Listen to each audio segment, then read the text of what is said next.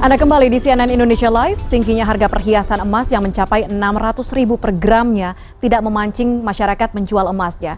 Akibat corona, toko-toko emas di Surabaya tetap sepi pengunjung. Kondisi ini sudah terjadi sejak pertengahan Maret lalu. Hari ini harga perhiasan emas dengan kadar 70% ke atas di Surabaya sebesar Rp600.000 per gramnya, sementara harga logam mulia mencapai Rp900.000 per gram bahkan lebih. Meskipun demikian, toko-toko emas di Surabaya tak diserbu masyarakat untuk menjual emas mereka, jadi kondisinya terlihat sepi pengunjung ya. Sejumlah pedagang berharap pemerintah dapat menangani wabah corona sehingga perdagangan emas bisa membaik.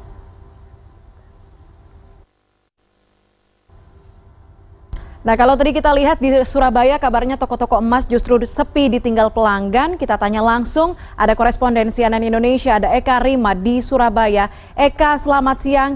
Eka, kalau tadi saya lihat di Maros orang ramai-ramai menjual emas mereka karena kebutuhan hidup, kemudian tidak ada pendapatan harian yang masuk dan untuk bertahan ketika nanti Ramadan. Sementara di Surabaya jauh berbeda. Apa faktornya?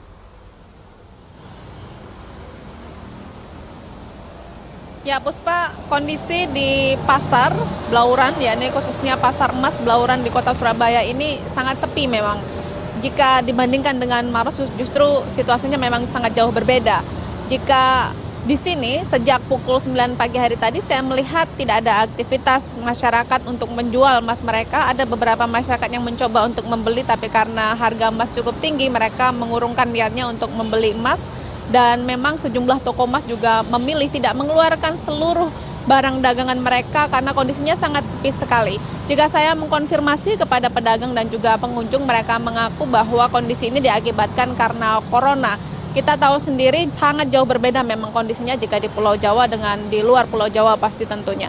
Dan di belakang saya ini ada toko yang sejak tadi buka dan mengeluarkan seluruh perhiasan mereka untuk dipajang di etalase-etalase. Tapi tidak ada juga pembeli yang datang, saya melihat dari tadi ketika saya melakukan pemantauan. Dan di samping kanan saya ini juga ada toko emas juga yang buka, tapi kondisinya sangat sepi sekali dan toko ini berbeda dengan toko sebelumnya. Lebih memilih untuk tidak mengeluarkan barang dagang mereka.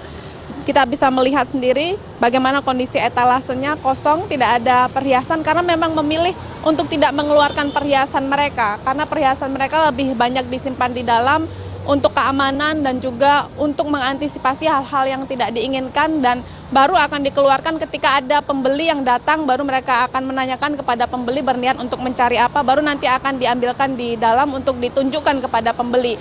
Dan jika ada mereka yang ingin menjual emas mereka akan langsung diterima emasnya, kemudian ditimbang dan nanti baru akan diberikan dan dilakukan transaksi antara penjual dan juga pembeli.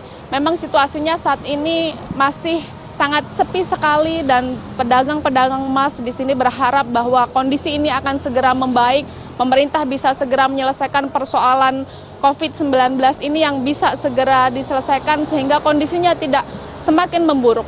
Bahkan beberapa pedagang emas tadi membandingkan kondisi yang terjadi pada tahun 97-98 yang lalu pada saat krisis moneter, kondisinya sangat jauh berbeda.